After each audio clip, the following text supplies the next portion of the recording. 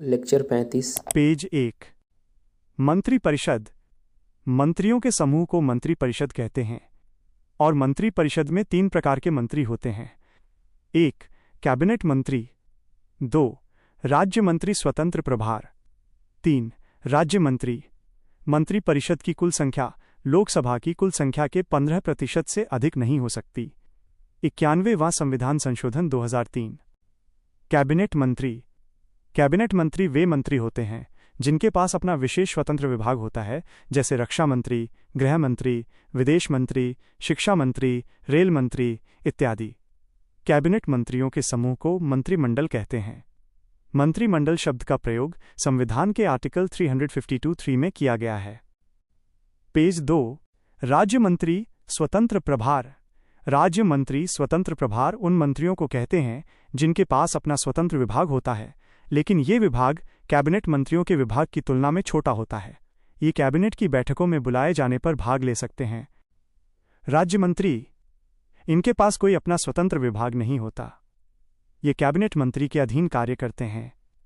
ये कैबिनेट की बैठकों में भाग नहीं ले सकते हैं। छाया मंत्रिमंडल, शैडो कैबिनेट। छाया मंत्रिमंडल का सिद्धांत उन देशों में देखने को मिलता है जहां द्विदलीय प्रणाली है।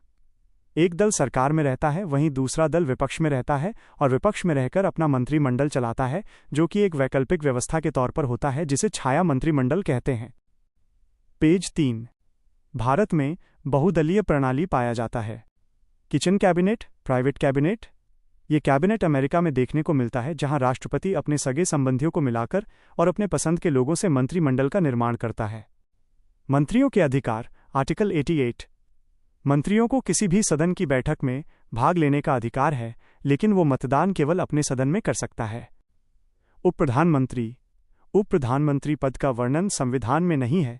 ये केवल एक राजनीतिक पद है जिसे समय समय पर बनाया जाता है, जैसे सरदार पटेल, चौधरी चरण सिंह, मोरारजी देसाई, जगजीवन राम, चौधरी देवीलाल, लाल कृष्ण आडवाणी, वी चौहान।